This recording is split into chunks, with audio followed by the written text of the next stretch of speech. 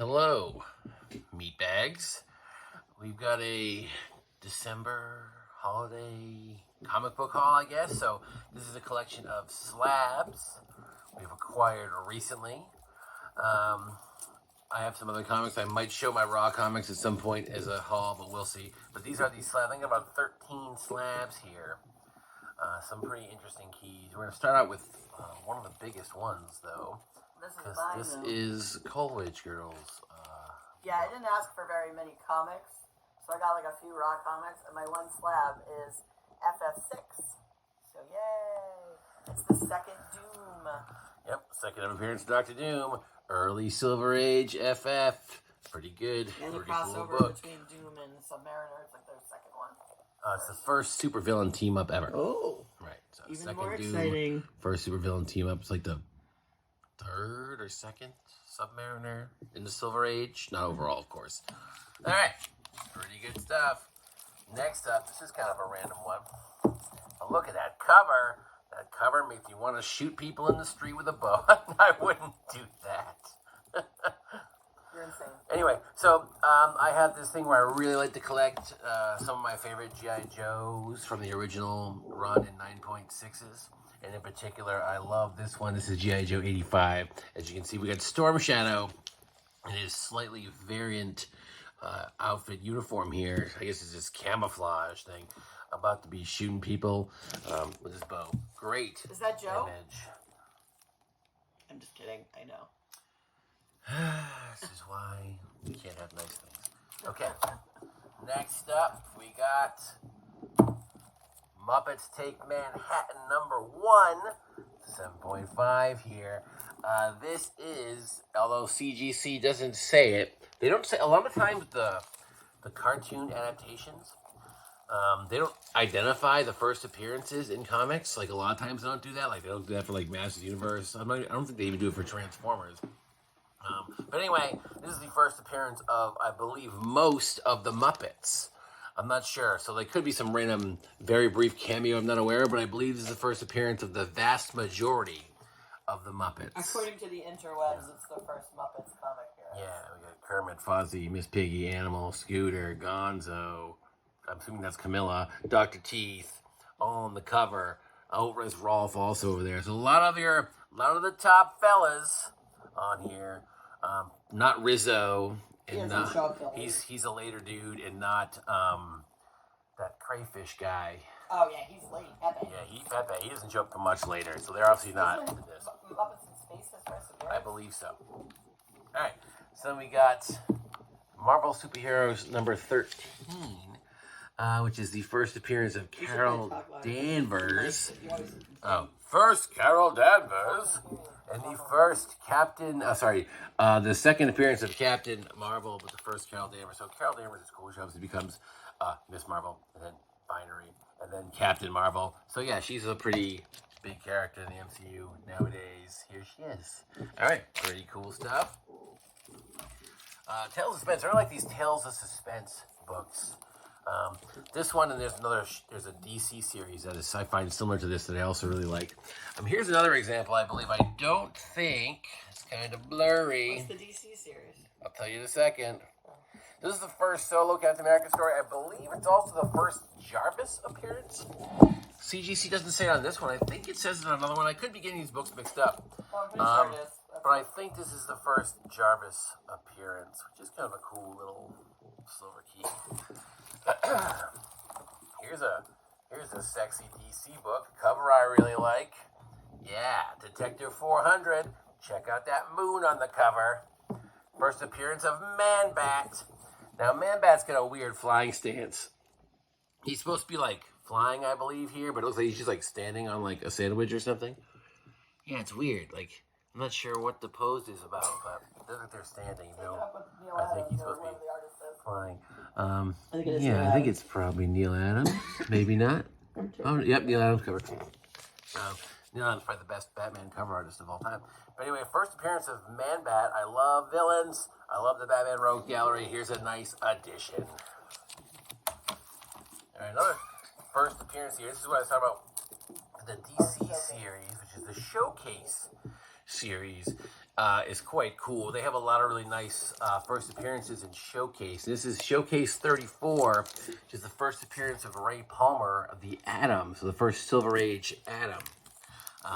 Underrated character, pretty significant character in DC, and yet somehow his stuff kind of goes overlooked a little bit. But anyway, really nice Silver Age key. These Showcase books are great if you like checking out sort of early origin stories and first appearances. Showcase is a great series to be checking out. Yeah, unless you want Flash or Green Lantern and you have $1 billion. Well, they're still in Showcase. They're just very expensive. Here's another cartoon character that I absolutely love. Space Ghost.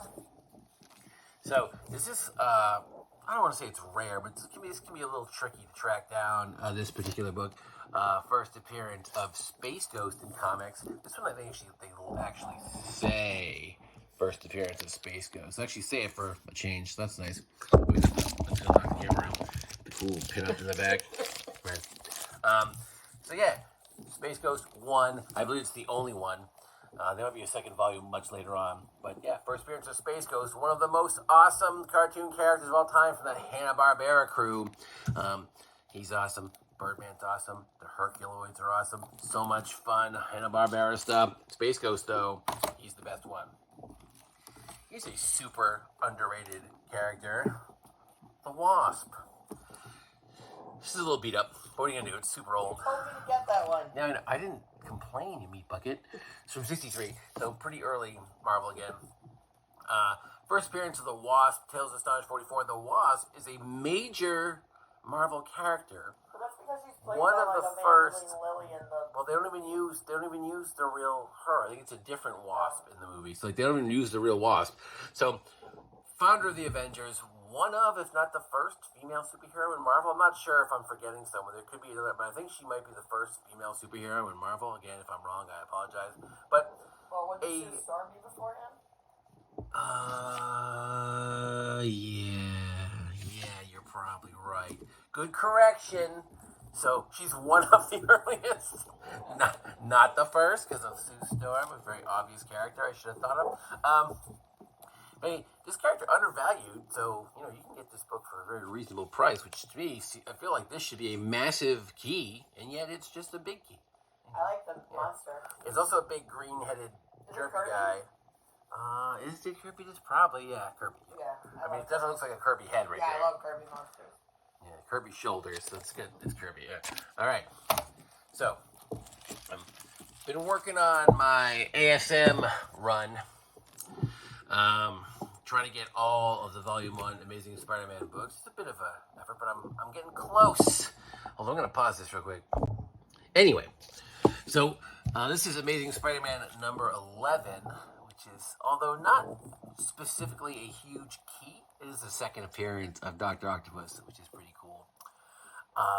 And the first appearance of some person I think I never heard. Oh no, it's the death of Bennett Brand, who I assume is Betty Brand's dad. I forget. So it's in probably 2 issues. But anyway, so not a big key, but still a super early ASM, just number 11.